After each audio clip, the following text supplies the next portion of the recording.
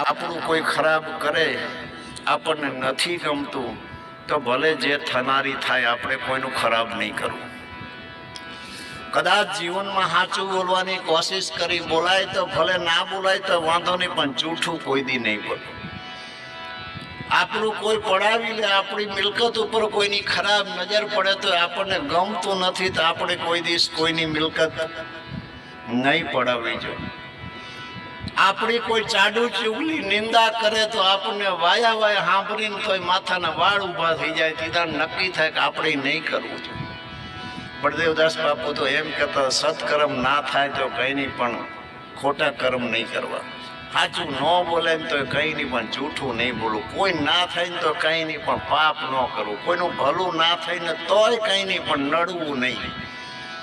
આ હિસાબ સમય છે.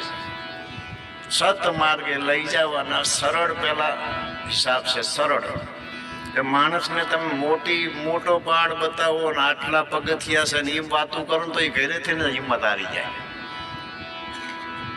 પણ હોશિયારો ને એમ કે હાલ તો કઈ હું 2 વાર જેવા ચડી આવ્યો, કઈ ખબર નથી પડતી. હાલ એમ જે શબ્દ જ છે,